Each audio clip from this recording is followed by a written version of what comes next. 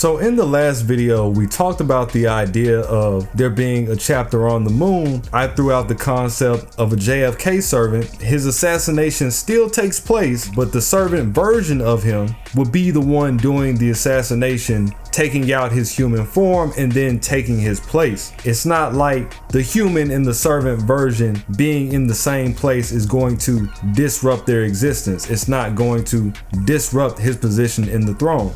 We also know that the servant version eliminating himself still wouldn't disrupt his position in the throne because it's already established. It's done. It's not like taking yourself out will negate your existence on its own. That was the case back when Fate Stay Night came out. You know, Emiya entertained the idea of there being this small chance, which I always felt like it was a farce anyway, especially for the way that he was going about it. The whole him getting rid of himself via the paradox was always an illusion, just based on the way that fate works. Fast forward to works like FGO and Apocrypha, and now this idea has changed and expanded since then. We do have a couple of people that have removed themselves from the throne willingly, going by a completely different method than the one that was proposed back in Stay Night. I'm sure you all know which ones we have in mind, that being Solomon, that being Musashi,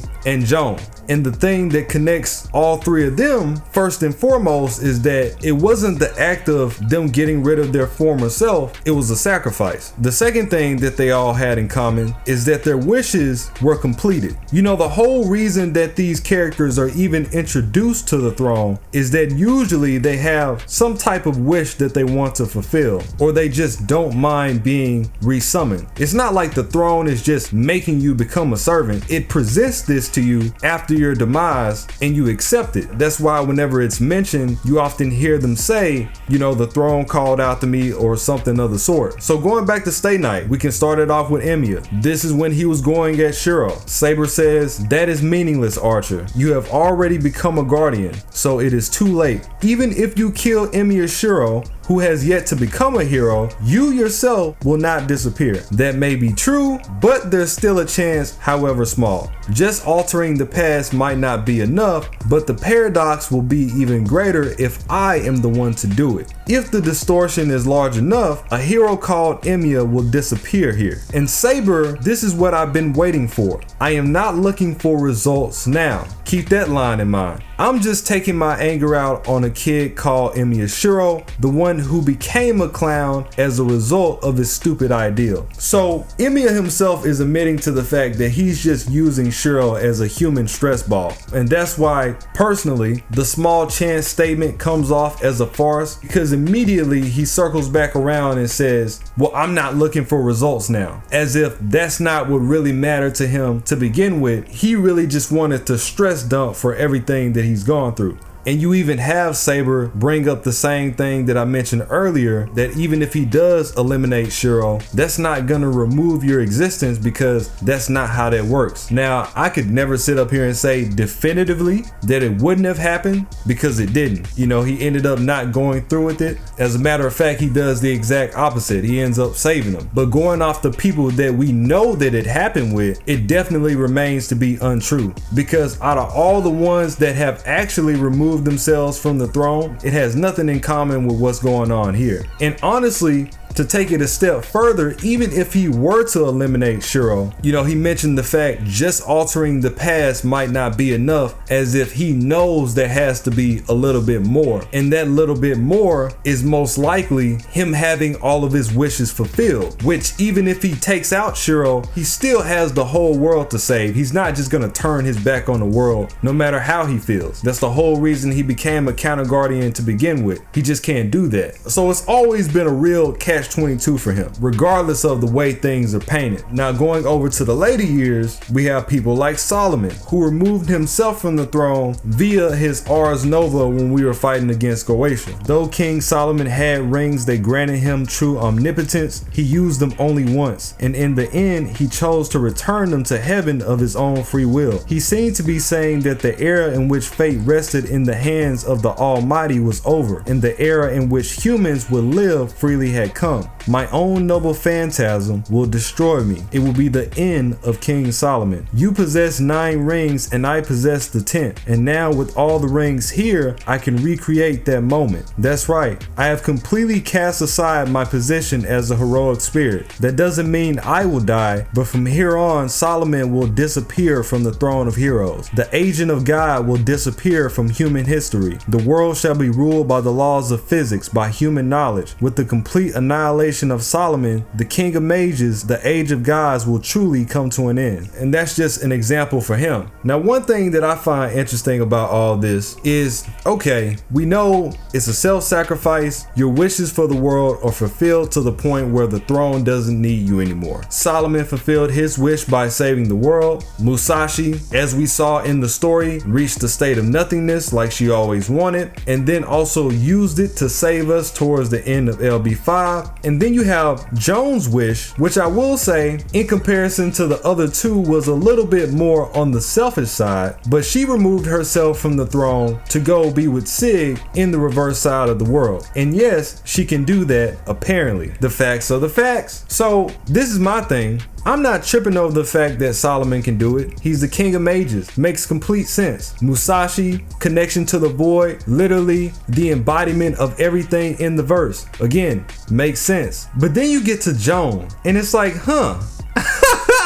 Wait a minute. Now, I'm not saying there's anything wrong with her doing it. I mean, it's fine. I don't really care. I never was really vested in that relationship anyway. So if that's what she wants to do, it is what it is. You have to take into consideration, Joan is adhering to her historical self. And her historical self is this once illiterate girl that lived on a farm that one day heard the word of God and got thrown into these wars and defended humanity. It's a completely different situation. So with her living her life in these wars, she never really got a chance to be in that youthful relationship like somebody at her age normally would. And so that's where that entire infatuation comes from. I definitely get it. It's the placement of it in the presence of plot points that feel like they supersede something so insignificant in the grand scheme of things. I will always argue that what Amakusa was doing was more important than her getting hit from the back by Sig.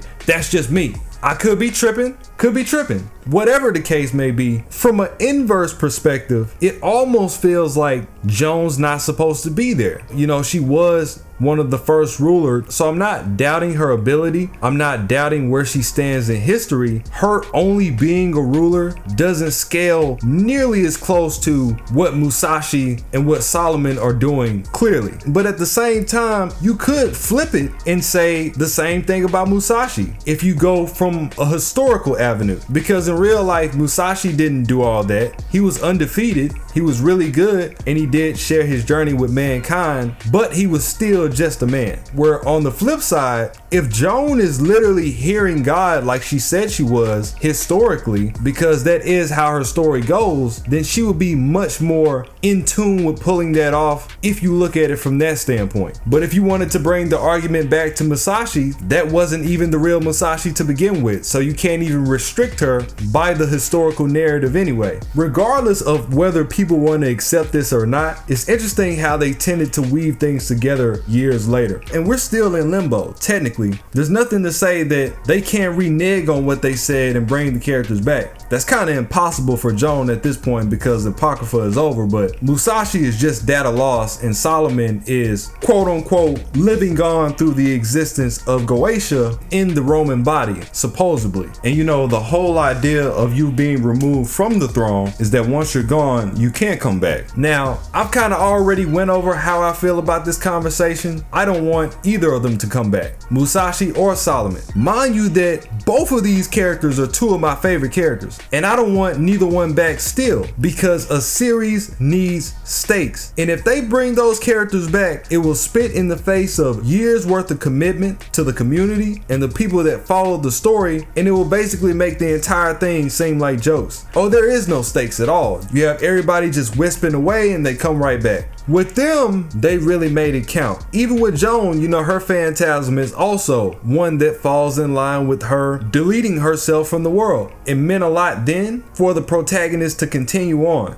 Now, what she does in the reverse side of the world, it is what it is. We never got too involved with that, so I hardly even recognize that to be a real thing. But if we ever somehow get some more apocryphal sequels and I see Joan somehow skipping around in the regular world after they told us she went to the reverse side of the world with Sig directly from the throne, I'm gonna be on their ass. I'm just gonna be the one to say it now because that's wild. At this point, this begs a couple of questions, like who's next? Who will be the next person to be removed from the throne completely and taken out of the story to provide that impact? They were very particular about the people that they chose because you can't just remove anybody because fans are crazy. People that are newer to the channel might not know, but we already went over the fact of what happened with Sir Arthur Conan Doyle, the creator of Sherlock Holmes. Back when he tried to remove Sherlock from the story, his fans were so rabid they harassed him until he brought the character back to life. That's how obsessed these people can get, man. So you can't just take out anybody, or it can end up with situations like that. Kind of sad, but it's true. And of course, that ended up leading to a big bag, nearly 2 million. But the point is, he didn't want to do it. He was good. But it's like, it'd be crazy to turn down that much for something I was already doing. So he kind of had to. Having tested the waters, Doyle finally resolved to restore Holmes to life with the publication of The Adventure of the Empty House in 1903. Public pressure is often credited with pushing Doyle to revive Holmes. Holmes was lucrative for Doyle, but the author decided to kill him off once he had earned enough money, sending him over a Swiss waterfall in 1893. A decade later though, Arthur was lured to resurrect him when the publisher offered him an equivalent of $1.6 million. And I'm not gonna lie, for that much, I'm gonna have amnesia, dementia, Alzheimer's, anything that regards to Sherlock losing his life. It never happened. As far as other servants, we've had plenty of fake outs with people like Da Vinci. I'm to the point where Da Vinci might as well be omnipotent herself. Whatever you feel like is going down with her, it's not happening. I promise you, especially not a throne removal. You know, her wishes would always lean towards a pursuit of knowledge, so there would be no way of that happening regardless. There will always be something else to experience. It's not something very narrowed and honed in like these other characters. And maybe that's a way that you can narrow it down. A wish that's a lot more containable than the pursuit of knowledge. Something that's truly actionable and you can really see it happening in the story.